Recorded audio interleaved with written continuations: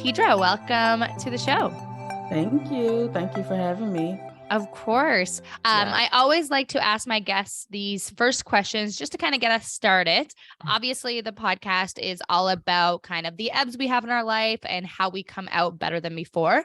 And even though we can talk about a lot of things that have happened in the past or kind of big T traumas that have happened to us, there's still a lot of things happening to us every week. So any types of ebbs or setbacks that you've had this week or this month? Well, I can definitely talk on, yes, this month, this week, this year, last year. So I think the biggest challenge that I have in my life right now is being in a toxic environment. My kid's father and I technically are no longer together, but we still live under the same roof. He's extremely narcissistic. So that's something that I have to deal with every single day. And trying to be adults about things, but not having it seep into your kids as well. Right. Because I'm very petty. Yeah. I am queen of petty, but I really try to, I'll just leave. I'll leave the house just to keep from arguing in front of my children. But that's probably the biggest ebb in my life right now. How do you sort those things out and not get children involved? And what are the age group or age range of your children right now? I have 13-year-old. I have 6 children in total, but 3 are still at home, 10-year-old twins and a 9-year-old. Wow. And they are just super intelligent and they get it. And they're just like, oh my God, here he goes again. Right. So they get it. And I just talk to my children. What are the solutions to get out of that situation? To leave, which is already in the works. Yeah. And then it's custody it's battles and. Well, I don't anticipate that at all. Okay. That part I don't anticipate at all. That's a good thing to not worry about because oftentimes that's the most expensive, torturous part. Yeah, it's not going to be an issue because he's not. He doesn't really care that much, so he wouldn't fight, and then he would be crazy if he did. So it's good that you know that your kids are that intelligent. Even if you're not saying anything or fighting anything, kids are so intelligent in terms of energy. They know what's going on. You don't need to tell them. They definitely pick up on the energy. My son just kind of is like, whatever, you know what I mean? Just give me my video game. That's all he cares about. But my daughters and myself, we will sit and talk about it all the time. Yeah. Because how else do you teach your children? You kind of just have to pull that Band-Aid off and just let them know, hey, this is what's going on. But again, they're so observant and they get it. It's sad though, but they definitely get it. And my 13-year-old last week, she said, why is Dad so two-faced? She notices, in an amazing mood. And then the next moment he's flying off the handle about something very stupid. So do you worry about how that's going to affect them? Absolutely. Absolutely. Which is why I talk to them as much as I do to let them know that, hey, this isn't normal behavior. And also let them know that Mom is getting us out of this. So, yeah. What do you think? Like, what are the steps? You just got to find your own place and get everything set up. And obviously it's not going to be a surprise to him. You're talking about that kind of stuff. Or we'll see. He knows to a degree, but he doesn't know specifics. No. How do you find, like, if you were to leave your body and kind of look from out inwards, how do you see that it affects you from day to day? Like, I know for me, like if I'm dealing with like a toxic environment, like I have such high cortisol levels, but I'm still able to get things done, even maybe more so. But you put on this mask of everything's okay. You definitely put on a mask, but I completely shut down. Yeah. I completely shut down because, there's only so much a person can take, right? And I shared this on my podcast yesterday. There's only so much, and I'm very strong because I've been through so much, in my life. But after a few years of just chipping away at me, at some point, even the strongest person will break.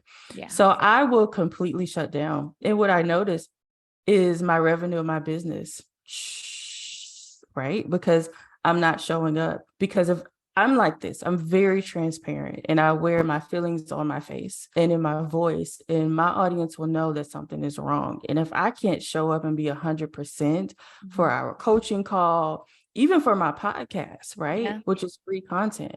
If I can't be 100%, I'm not going to show up. And I have too many dreams that are huge to allow this person to continue to shift my energy in the way that he does. And I just, at some point, what you don't change, you start to choose.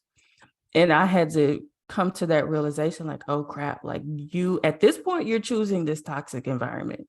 Because what's stopping you from leaving? Nothing. Does that feel like a slap in the face? It does, but at least it came for me, so it's not so bad. Yeah. It's more of like a wake-up call, a realization. Right. Yeah, because I really had to sit with it. I said, okay, how much longer am I going to sit in this environment? How much longer am I going to allow my children to go through this? Like me having to leave my home and sit in my car, because that's really what I do. I'll go and I sit in my car for literally hours, sometimes overnight. Like, this is crazy. It's not just good. to It's not get healthy. away from, no, it's not, just to get away from this person. So yeah, I got to put me first. Yeah. I love that TikTok sound right now. Right. I gotta put me first. It's funny how, like, if you scroll TikTok so much and you just hear someone say a normal phrase, but you hear it in that voice. Automatically know. Yes. I gotta put me first. Yeah, I speak fluent TikTok. Just Me so too. you know. I have some. We're going off tangent, but I have some friends that send me like IG reels, and I'm like, no. I'm just like, I don't care about these. Instagram is just not the same. It doesn't have the same. You could take the same content from TikTok and put it on IG, and it's just like IG people just don't get it. They don't get it. IG is still pretty and curated, which is like, it's fine to have that place, but TikTok is not that. When I talk in TikTok lingo, majority of my friends don't get it. I'm like, ugh, I need new friends. Right. Yeah. So my older daughters, they totally get it. I forever send them TikToks, like literally every. And I'm like, you better respond. And they think you're a cool mom, I bet. Of course. But I had my first child when I was 15. So we're like sisters. We were raised together, Do you have majority girls? Yes. 5 girls, 1 boy. So your boy is the youngest, 9. No, he's the 13-year-old twin. Oh, it's a boy-girl twin. Mm-hmm. Oh my goodness. You do not make boys very I don't. Like, dang, we barely got one out. The universe is telling you something there, though. You know that, right? Like everything you're going through with your exes and just everything you've gone through personally, and then raising daughters, the universe is like, if anyone's going to be a teacher for these women, it's going to be you. That's why they're not giving you boys. Yeah, just my one boy. I think the universe is going to give me girls as well. Yeah, you think so? I want that. I want girls. Yeah. And I think my older daughters, I have a grandbaby who's a boy. Aww. So I think my boys are going to come via my grandchildren. I agree, because I feel like, and we're getting woo-woo now, but I feel like the universe is looking at your daughters thinking, okay, they were raised well. We do not need to go through this cycle of raising girls again. We can give you some boys now. Yeah. We need some testosterone in the group. Yeah. And also it's like, I'm sure, given everything you've been through, I mean, you're having a kid at 15 years old, the type of person, like, it's kids raising kids, right? And do you find, like, my mom had me at the age of 21, which is absolutely different, but still young. Do you find now that your girls are raised, now it's almost like your time to like learn lessons and like live and learn and do all the things you didn't get to do in your 20s and 30s? To a degree, like, my 9-year-old is still a baby, so I'm just not that person that feels like, oh, I just want to travel the world. Like, I'm a homebody, I don't mind being at home, and thank God for technology. So everything that I want to do, I can literally do, just open up my laptop. So I wouldn't say that I feel like I really missed out on anything, because I've always been boring and just in the house. I don't go outside that much. But what I do, the experiences that I do have or want to have, I just get to take my kids along with me. Nice. Are all your kids really close to you? Yeah. Nice. Oh, I love that. Yeah. I want to ask, one of the things when we talked initially, one of the things that Well, two things shocked me when we were talking about, I mean, a lot of it shocked me, to be honest, in terms of like, I just didn't expect that you went through that. Cause when I initially reached out, I wanted to talk about like money and finances. And then I asked you kind of like, what have you been through? Like kind of what's your money stories before? And you gave me a list of all the stuff you've been through, which we've touched on a little bit already. But the biggest one that was surprise for me was obviously the 6 children, which we just touched on, but I love that. It's so beautiful. But the other big one was how you experienced homelessness when you were a teen mom. And then also what really broke my heart when we were chatting about like money history and money stories. You mentioned that you lived in a 1-bedroom apartment with 5 kids at one time. Mm-hmm. That would take a toll on someone. I live in a 1-bedroom apartment with just me, and that's enough. That's enough. Yeah. Obviously, you had the strength at all times to get yourself out of situations. And obviously, you live a very beautiful life now, but you know how to navigate those things and you have the ambition to get out of it. How does someone get out of that situation? So if you want to touch on that a little bit. Yeah, I'm the queen of starting over. So first and foremost, I don't mind starting over because I would choose my peace over anything else, period. So the fact that I had to start over, like, okay, let's go back to 17 years old with a 2-year-old, and my mom puts us out of the house, right? And I wasn't rebellious. I have a Black mother, so she would knock the bejesus out of me if I was ever disrespectful. But the issue was I went on vacation with my boyfriend and his family at the time. And I told her that I was going, right? And for whatever reason, that just ticked her off. So when we got back into town, she told us we had to leave. So now I have a 2-year-old and I'm trying to figure out like, what in the world am I going to do? I didn't have a car. I didn't have a job. I had nothing. I was not set up to be an adult. You know what I mean? Finances, I didn't have credit or anything. So my boyfriend at the time, who later became my husband and now ex-husband, his parents had a church. And so he would sneak me and my child into this church. I don't know if y'all have ever been to a church in the middle of the night, but it is the scariest. I don't know why, but there was no comfort there. You would assume that it was comforting because it's church. Girl, no. It's eerie, I bet. So it's very eerie, right? So he would sneak us into this little back room, and that's where I would not sleep, but I would make a pallet for my baby on the floor and she would get some rest. And then fast forward, I was in this marriage with this person who was horrible with finances. I wasn't any better, but he would get paid on Thursday. By the time he got home, he was broke. So we moved 13 times in a year. Wow. That was impossible. Once every 3 weeks. Yeah. Right. So basically we would have the money to put down for the first month or whatever, and then we couldn't pay the following month. So it was a mess. And so then I'm pregnant with the twins, fast forward, and I'm in this toxic relationship with the person that I live with now. Don't ask. Oh God, don't ask. Right. And so I ended up actually attempting suicide. And I left the house. I got while you were gun. pregnant. Yeah. Wow. Yeah. I just found out I was pregnant. I was like 6 weeks.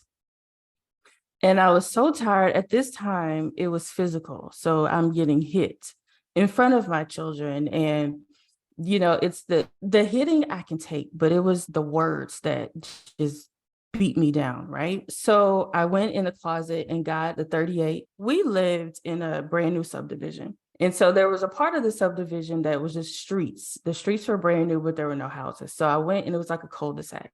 And I went and I sat there in my car and I'm bawling. I'm just crying. And I have this gun sitting in my lap. And I'm watching, because I had a TV in my car, I'm watching comedy, right? And I'm thinking, this is going to help to get me out of this funk that I'm in. Yeah. No, it did not help. I'm literally crying and hyping myself up to pull the trigger. Wow. And this cop comes rolling up. And he didn't get out of his car, but he shined that light into my car, right? And he could see that I'm just bawling. And I'm like, oh, shit. I literally have a gun on my lap. If this cop gets out of this car, he's going to kill me, right? He's going to kill me. But he was like, are you okay? And all I could do is shake my head because I'm just emotional, right? He was like, are you sure you're okay? And I'm like, yeah, and then he just drives away. And that snapped me out of it. Yeah, it Yeah, brought you back to earth in the present moment of like, what is happening right now? it definitely did. And the next day, I'm at the house and I'm packing up my things, and the doorbell rings. And I answer the door. It's the same cop. Wait, And what? he said, Why? I'm still in the same clothes, right? And I guess he recognized my shirt. And he said, wait, aren't you the girl that I saw last night? I'm still crying, by the way. Of Right. course. So all I could do is shake my head. He said, well, your mom called and she's really concerned about you. And he said that you just promised me you'll call your mother. Are you sure you're okay? But I could not verbalize words. Mm. And yeah, but I always say that that man saved my life that night because he helped to snap me out of it. What are the chances out of all the cops in your area? Right. What are the Right. chances? Yeah, of Like him that's encountering him what twice. people deem as a miracle. Yeah, it was. So I leave and I live in my van for probably 3 or 4 months. Wow. No one would know because I had a system. I would go and have my clothes washed, and I would hang out at a coffee shop during the day because it's really, really hot in Texas. Nobody knew that I was homeless. You couldn't look at me and tell. I would wash my hair in the middle of the night. I parked in this parking lot, Target parking lot, and I would buy jugs of water to wash my hair and to wash my body. And that's literally how I lived for several months. Eventually, I was able to get a place, but it was really hard because you can't get a job because you're pregnant, right? I had the money, but then, most properties want you to have a job, paycheck stubs or whatever. And I'm like, but I can pay my rent for 6 months. I have the money, right? Mhm. So eventually I did. So fast forward several years, I attempted suicide again in 2012 and ended up in a behavioral center. And I always say I suck at killing myself, and I guess I suck at right. You said So you've tried 4 times now. yeah, I have. Well, myself and all the listeners are glad that you suck at that. Right. I totally suck at it. So 2012, I ended up in this behavioral center for 11 days, and I get You to put see, yourself in there? no, I attempted suicide, right? So I'm in the McDonald's parking lot, like drowsy because I took all of these drugs. Mhm. And my now ex-husband called. He was able to track me via my iPad. Mhm. So he called the cops and the ambulance and things like that. And they tried to get me awake, but I was very, incoherent or whatever. Yeah. So the court mandated that I go to the behavioral center. And it was only supposed to be for 3 days, but I was there for 11 days. And I got to really be around people who were having like real life mental challenges. So it was sobering for me, right? But I didn't change yet. So it was the next year I had another child, my baby girl who's 9, had her, and sitting in this 1-bedroom apartment and looking at my children play in the living room. And, they were happy, right? They were happy because they were all together. We were all together, Mhm. but I felt like they deserved so much more. Right. And I was super negative. I was a very negative person. I was depressed, all of the things, right? If you would tell me that the sky was beautiful and blue, I would find a reason to point out the one cloud in the sky, because that's just how I was. My daughter tells me in conversation, we were standing outside of my car, that I was a negative Nancy. She's like, why are you always so negative, right? Mhm. And I was like, 9-year-old. right. I was like, no, this is my oldest. She's Oh, 27 now. okay. But she was a teenager at the time when she said this. But she's thinking like, you got to snap out of this. Right. So I didn't think I was negative though. I thought I was just being real. You know what I mean? I thought I was a realist. I'm like, see, I told you that was going to happen, but That's what a not lot of realizing negative people say, though. right. But not realizing I was speaking things into existence. Right. Mm. But to me, I was just being real. But to my children, now I see that they see it as me being negative, and Mhm. that's obviously affecting them. So I'm like, oh shit. Well, I guess I'm the drama, right? I need to change. There's something that I have to do, right? But I didn't know what to do because I was only religious, and I'm like, bruh, I pray every day, and I'm still the same way, right? But that's not working. You're I need a like, new God's not strategy. saving me. Right. I need a new strategy. Right. So I was scrolling on Instagram and I see this book, Think and Grow Rich. And as broke as I was able to buy this $3.99 book. So I went on Amazon and I purchased the book and I started to read it, and I was like, oh shit, I literally created this monstrosity that I call my life, right? This shit ball of a life. I created it with my thoughts and with my words. And So, just your deep down subconscious thoughts right. about yourself and your life as well.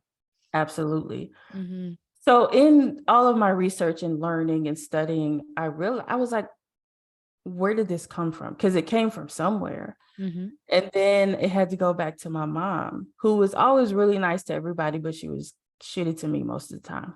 She also suffered from depression. So I just picked up on that energy and just held on to it, not realizing it. So once I learned about manifestation and the law of attraction and the fact that I can really manifest whatever I want, then I started to embody that energy. And that's how we were able to get out of that one bedroom.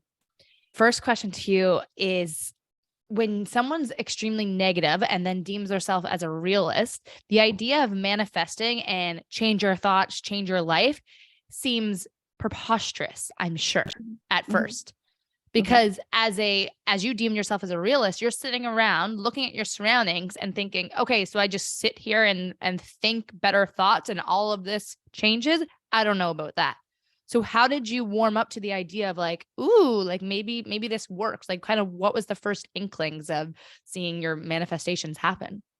Well, see, I'm the opposite. I was totally open to it because I had been beaten down so much in life. I'm like, well, all this other shit don't work, so this gotta work, right? This is Good.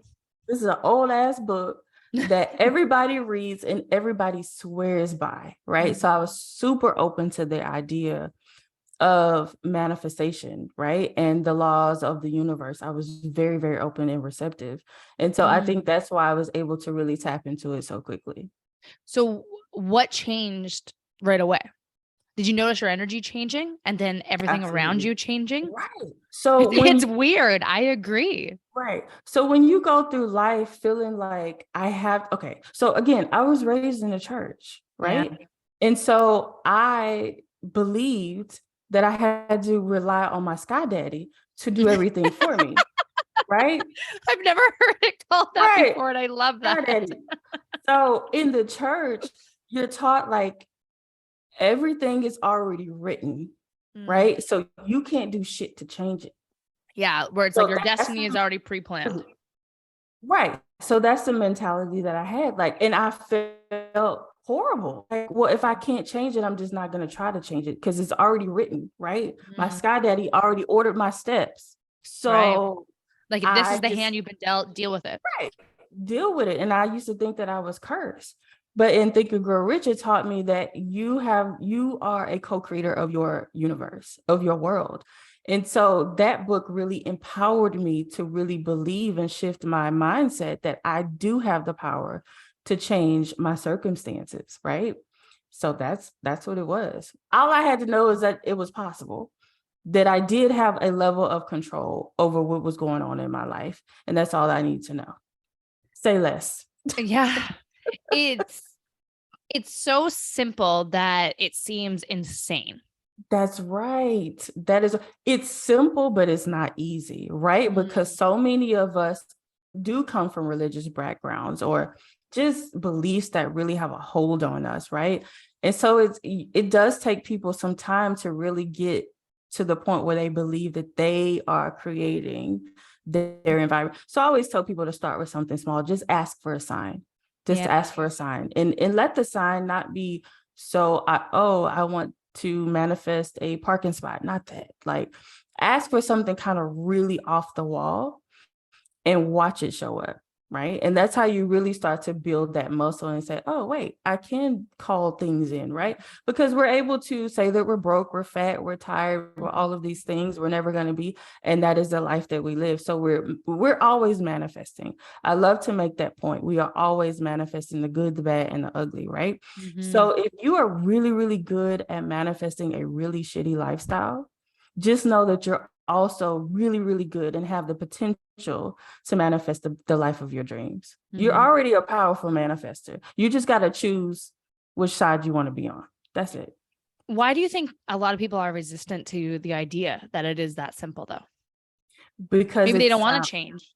Right. Some people just don't want to change, but it can't be that simple, right? That's what people tell it can't. My life is so hard, and I've been through so much, and there's no way in hell that it's as easy as speaking and really changing my thoughts. There's no way, right? And that's what people tell themselves. You have to be open to the process. Yeah. You have to be open to it. We were not put on this earth to struggle. First, you need to lay down that belief. And most people believe that we were put here to struggle, and that's just not true. I don't subscribe to that either. We definitely go through struggles, but I don't think that's the overall intention. No. I think God really put us on this earth to have beautiful experiences, but we just attract like bullshit. But there's always like a red flag. If you really think about all of the horrible things that you've been through in your life, there's always a red flag. There's always something in your gut saying, don't go that road. I know, every time. Yeah. Friendships, jobs, relationships, just like interactions, going down a different street where like as you're going down, you're like, don't know if I should go this way. And boom, something happens. Right. Your gut instinct is one of the strongest, creepiest things in this world, in my opinion, especially women's intuition. It's your GPS, and we just have to learn to listen to it. And, I always say that all of the red flags that have come up, I always turn them white. And I'm like, oh, but, maybe, and I always like make excuses. And every single time, it's like, oh my God, I'm on the other side of a shitty experience. Yeah. In the early days of manifesting and turning your life around, what were some of the manifestations that came to life? Like, what are some of the initial changes? You're like, where do I begin? Right. So what I'm known for. So when I started self-development and reading. How long ago is this? 2014. Okay, awesome. Yeah. So that's when you first read that book. Yes. Okay. Yeah. So I actually started posting on YouTube, just what I was learning, right? Because I don't have friends. I didn't then. I still don't now because I got trust issues. But I started to really share on YouTube because that's the type of person I am, right? I want to share what I'm learning. And so I started this whole YouTube thing, and I manifested my very first luxury apartment. I think that's the most viewed video on my YouTube channel. Wow. That is, so coming out of that roach infested apartment, that's what I manifested. And let me tell you how I did it, right? So I found this place online because it was in Dallas at the time. I was living in Houston. I'm back in Houston now, but this place was in Dallas. So I called and I was like, this is really cute. The community, like super cute. And I just really feel like my kids would be happy here, right? I didn't have a job. I had just lost my job. Money was dwindling fast. And my credit was, right? It was so. But hey, I can manifest anything, right? So this is what the laws of the universe say. I can have whatever I want, right? So I called this apartment. And they're telling me, oh, yeah, this is how much it's going to be. And I said, well, do you guys have any move-in specials? And they're like, no, but I needed a move-in special because I was broke. I couldn't afford to pay first month's rent, a deposit, and all the things, right? So this was the woman or the man showing you in your mind, you're like, find me a move-in special. Right, but hold up. So one of the quickest and easiest ways to impress the subconscious mind is as you are going to sleep and as you're coming out of sleep, right? Easiest ways.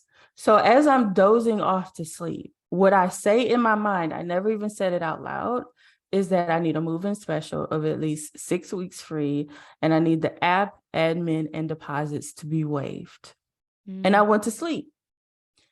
Tuesday morning, I get an email. Wow. Hey, guess what? You inquired about this apartment, and now we have this amazing move-in special. No way. Of exactly what I asked for. No way. Hey? This way. Yes. So that's how you realize how powerful you are. And then you start thinking, if I can manifest that quick, then what else? Yeah. So that was the first big thing that I manifested. But here's the thing. My credit was bad because that roach infested apartment, I moved out of it. I broke the lease. Yeah. So it's because I was like, enough is enough. You know what I'm saying? So I broke the lease. And so now it's on my credit. So I'm like, ooh, how's this going to go? So now that I know that we have this amazing special, I apply. And it could go either way, Of I course. don't know. All you So manifested was the offer. I didn't think that far ahead. Yeah. Right. So the assistant manager called and he says, man, we can't access your credit reports. Are they frozen? I said, they might be. Let me go in and unfreeze them, right? Mm-hmm. So a couple days go by, he calls me back and he says, did you unfreeze your reports? And I said, yes, I did. He said, well, we still can't access them, but it's cool. Your criminal background came back clear. So we're just going to go ahead and push it through. And he said, there's some type of glitch in this. That's literally the word that he used. There's some type of glitch and we cannot access your credit report. You're like, thank God for that glitch. Right. I love a good old glitch. Something's in retrograde right now and keep it going. Yeah. So that's literally how it happened. But I am the queen of writing things down. Okay. I love scripting, which is why I designed the I Am Manifestation journals. Mm-hmm. And everything that I've written in there, I've manifested. So cars, homes, all the things, it doesn't matter what it is. If I write it in there, it's going to come. Are you a big believer in vision boards? Similar to writing it down, just a little bit more visual. I do love vision boards because I am a vision person. I like to see things. Yeah. So here's the thing about. I want to make a digital one. I think I'm probably going to this weekend. Right. But I'm kind of on the fence and I do have a digital board. You can't really see, but I have it on my phone. Ah, exactly. Yeah. So the thing about vision boards, the piece that I feel like people miss is writing down why you want the thing. And first of all, becoming clear on what it is that you want. A vision board is more than just putting a bunch of pretty pictures on the board. If they don't align with where you truly want to go, right, or if you're putting these things on the board because you see somebody else having it, it's like, oh, that'd be cool to have, it's not really going to come to pass, right? You have to be aligned and you have to have a emotional connection to the things that you put on your board. So I always tell people, before you actually create the board and get all the pictures and all the things, write down what you want and become really, really clear on what it is that you want. And then also write down how it's going to feel once you already have the thing. That is what's going to give you that connection. When did you eventually start coaching and doing one-on-one with people about manifesting? When I started my YouTube channel, I was doing it, but for free, right? Yeah. I didn't even realize it, but when I monetized it, it was 2020. Wow. So it's still very new. You're going into year 3 almost. Mm-hmm. Yeah. So I was doing it for almost 6 years before I monetized it. But that's what you need to do. You can't expect. You got to put in those hours. Yeah. People expect people to trust them as an expert before they've ever done anything. Yeah.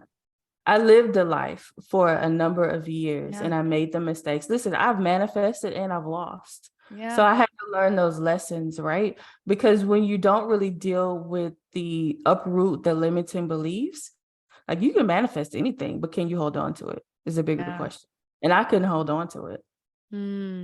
That's the next one to work that muscle. Yeah, you got to be able to manage whatever it is that you manifest. So that's also a part of the process. When you're coaching and mentoring people within your business, any common themes? Excuses. Oh. Lots and lots of as why I can't do a thing. People are full of excuses and it drives me crazy. I'm like, look, do you want this or you don't? You either want it or you don't, right? And my mom used to say this, have this saying, you either piss or get off the pot. What do you want to do? Yeah. Right. I don't like indecisive people either. Right. Yeah. It's I want it, but you can't be half in and half out because the habits that got you here, you can't take them. They're not going to get you to the next place, right? What got you here won't get you there. So something has to change, right? So your habits and beliefs have gotten you to this point in your life. How do you think that you're going to take that same vibrational energy and go to another level? It's impossible. It's impossible. I did not think you were going to say excuses. I thought you were going to say something like everyone's always manifesting money or manifesting a better relationship or a better job or a better body. But yeah, you gave it to me straight. That's what they want. Yeah, that's but the what excuses they say that they want. But they always have an excuse. I really want to start a business, but right? I'm a solutions-based person, right? If you have the problem, you also have the solution, because it's already inside of you, right? Right. But you have to know that the solution already lies within you. Mm. And if you can't figure it out, I'm gonna help dig it out of you, right? But if you're not really ready to put it, see, everybody, look, at the end of the day, what people want is everything handed to them. Yeah. That's what they really want. Like, just say that. If that's what you just say Then that. say that. Just say Right. you want it all easy. You Own just that. want it to fall in your lap. And unfortunately, that's just not how it's going to work. Yeah. You have to put in a level of work. So if you want to start a business, first of all, be clear on the business that you want to start, right? Everybody wants to be a millionaire or a billionaire, but do But you have why? And what does that mean? but do you have the habits, most Yeah. importantly? Do you know what it takes to earn $1 million a year?